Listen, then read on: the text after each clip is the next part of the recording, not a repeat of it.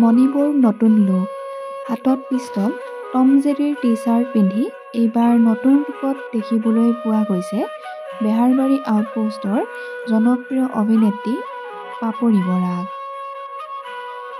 নমস্কাৰ বন্ধু-বান্ধৱীসকল, স্বাগতম জনাইছোঁ আপোনালোক সকলোকে পুনৰবাৰ আমাৰ চেনেলৰ অন্য এটা নতুন ভিডিঅ'লৈ। আশা কৰিছোঁ সকলো ভালেই আছে।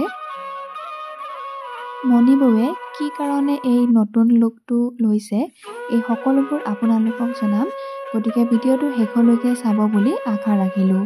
আৰু ভিডিঅ'টি চাই যদি ভাল পায় তেন্তে লাইক, কমেণ্ট আৰু শ্বেয়াৰ কৰিবলৈ নাপাহৰিব।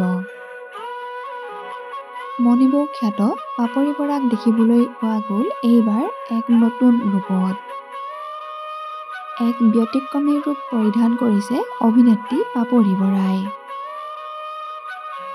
ইতিমধ্যে মণিবৌ খ্যাত অভিনেত্ৰী পাপৰি বৰাৰ এই নতুন ৰূপটোৱে দৰ্শকক আকৰ্ষিত কৰিছে। ইয়াৰ পূৰ্বে অভিনেত্ৰীগৰাকীক প্ৰায়ে মেখেলা চাদৰ অথবা জনজাতীয় সাজপাৰতেৰে দেখিবলৈ পোৱা গৈছিল।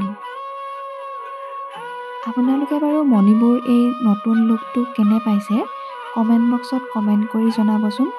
আৰু লগতে যিসকলে মণিবৌৰ অভিনয় চাই ভাল পায় তেওঁলোকে প্লিজ এটা লাইক কৰি দিব।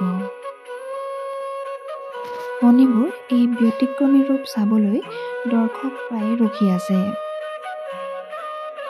জানিব পৰা মতে অভিনেত্ৰীগৰাকীৰ এই নতুন ৰূপটো দেখিবলৈ পোৱা যাব তেওঁৰ নতুন ধাৰাবাহিক বাপুকণৰ বিলৈ অথবা ৰাজধানী থিয়েটাৰত। আমাৰ দৰে আপোনালোক কোন বাৰু মণিবৌৰ এই নতুন ৰূপটো চাবলৈ অপেক্ষাত আছে কমেণ্ট কৰি জনাব।